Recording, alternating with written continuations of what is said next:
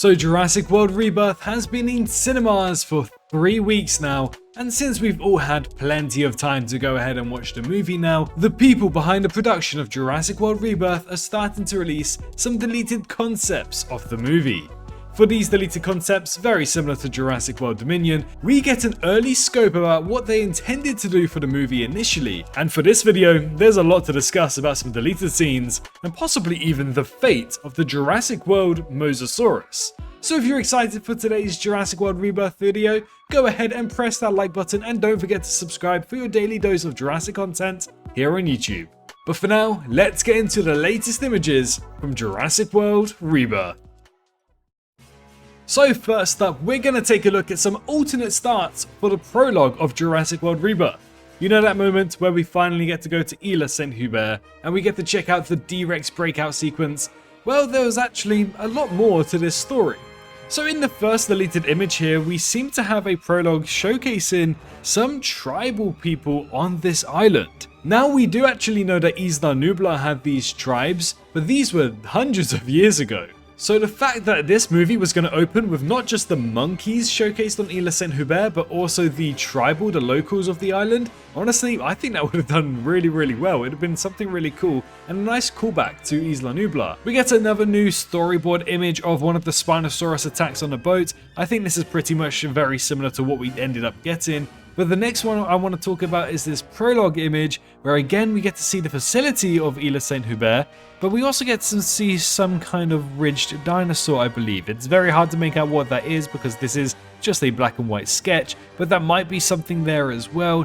But the facility looks relatively the same to what we finalized in Jurassic World Rebirth. But then this is where this movie starts to get a little bit darker. So at the start of the movie, where we get to see the Apatosaurus lying practically dead in the streets of New York City, well, that was actually supposed to be not as beautiful and majestic, but instead a lot darker.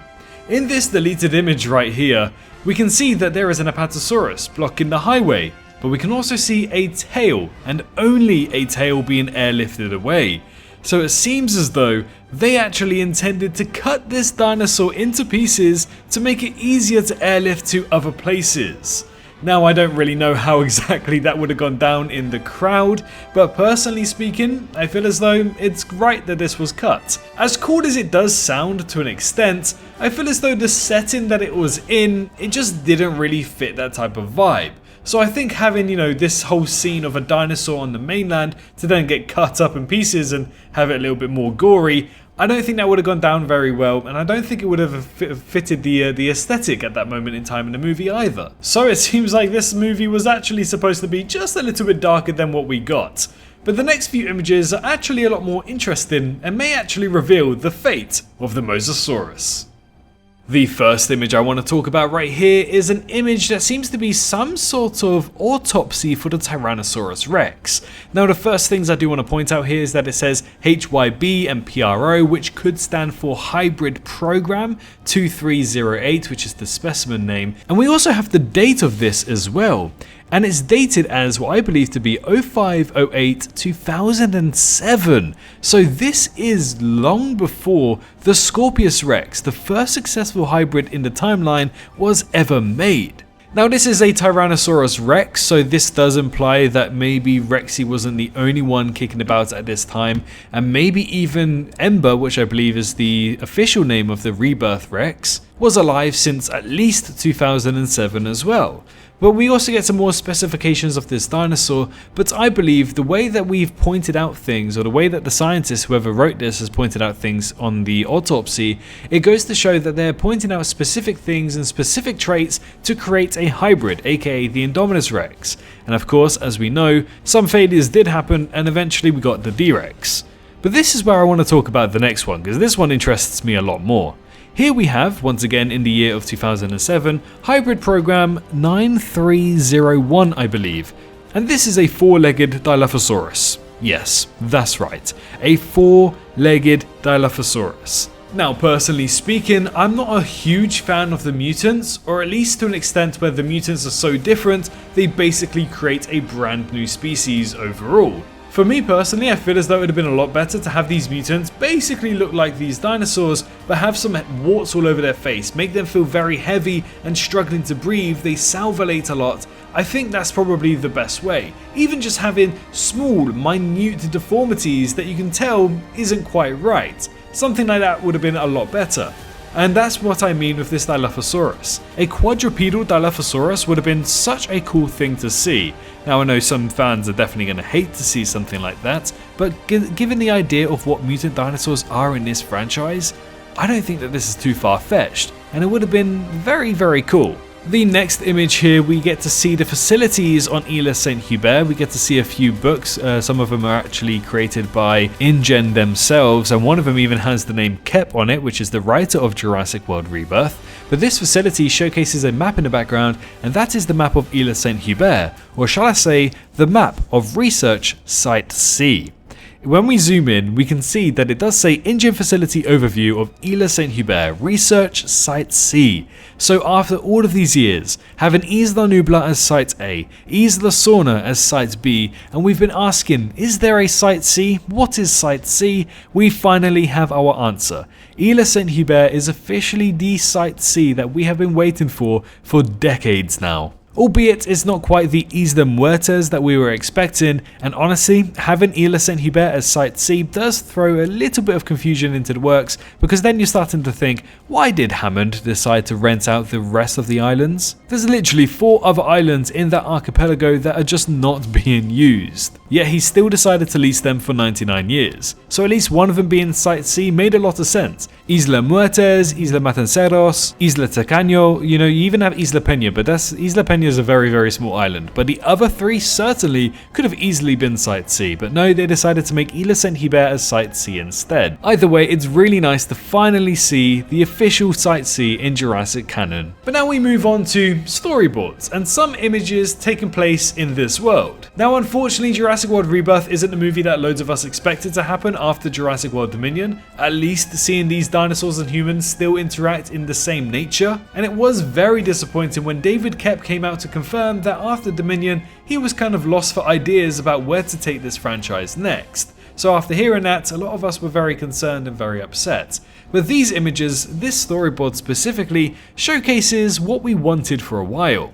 We get to see a lovely couple taking a selfie, probably on their honeymoon, but in the background we get to see some flying reptiles. We see somebody in an aircraft also dealing with flying reptiles as well. We get to see a look at what seems to be some kind of ceratopsian, what may even be a feathered Utahraptor as well, which would be honestly absolutely incredible to see in the franchise. A new model of the Stegosaurus and also Brachiosaurus as well, but there are a few other interesting ones. Looking up at the top, we also get to see an image of the Tyrannosaurus Rex. Again, this seems to be in some neighborhood, but it looks a little bit different than to the Rex that we're used to seeing. We get to see a new model of the Stegosaurus with somebody eerily very close to it. We also get to see 2 Brachiosauruses with new models. But on the right hand side, we get to see the Mosasaurus, and more specifically Jurassic World's Mosasaurus. When Jurassic World Rebirth was first releasing, we saw that there was going to be a new Mosasaurus in the movie. Now, as the movie released and some words were said by Martin Krebs, a lot of us initially thought, okay, so they've retconned the whole design of the Mosasaurus. Why have they gone ahead and done that? But then we analysed what was exactly said with more purpose, and they actually instead confirmed that there are actually 2 Mosasauruses running rampant in the oceans and sea of the Jurassic franchise. The one in Jurassic World Rebirth is controlling the Atlantic waters, and the one in Jurassic World's trilogy is currently controlling the Pacific waters. But it seems as though the fate of the Jurassic World Mosasaurus was supposed to be death. It seems as though it was captured as if it was a trophy in these images, and there's even another image which shows it washed up to shore, as if it was captured like sharks get captured. And to be honest, I think that would have settled really well with me. Whilst I do love the Jurassic World Mosasaurus, it's called Jurassic World Rebirth for a reason. It's a brand new cast, it's a brand new story, it still takes place in the same universe, but things have changed now. It's 2028. These original dinosaurs are very, very old. It's about time they start dying off. That means no more Blue, no more Beta, no more Rexy, and no more Jurassic World Mosasaurus.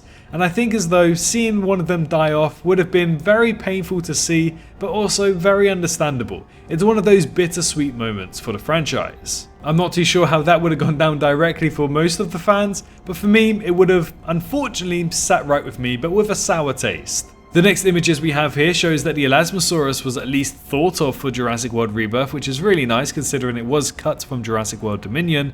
And we also have the Mosasaurus, which I believe is a brand new name to the franchise, not just this cinematic universe, but the entire franchise as a whole. We can see Site B research facility is also made as well, which of course we know as Isla Sorna. And in the top left, near experimentation, we can see a miniature elephant. One of the very first things that John Hammond actually cloned in the timeline of Jurassic. Now there are some other images that I do want to talk about, and they actually discuss some very interesting plot changes for Jurassic World Rebirth, but I feel as though cramming it into this video isn't satisfactory enough. So I'm going to be making a separate video discussing that because I feel as though it's a very important video to make, especially for a dedicated topic like that. So stay tuned on the channel because we will be covering that very soon. But thank you so much for watching today's video. If you enjoyed at any given moment, do consider leaving a like and don't forget to subscribe to the channel to make sure that you don't miss any daily dose of Jurassic content. Let me know your thoughts down in the comments below, but if you have nothing to say, why not just comment down a dinosaur emoji for the sake of engagement. But most importantly, make sure you're all staying safe out there, and from me and little Kobe right here, we'll see you all in the next one. Bye bye. Hey, did you enjoy the video? Well, why not leave a like and subscribe for more Jurassic content? I appreciate every single one of you for reaching this point into the video and supporting me this far.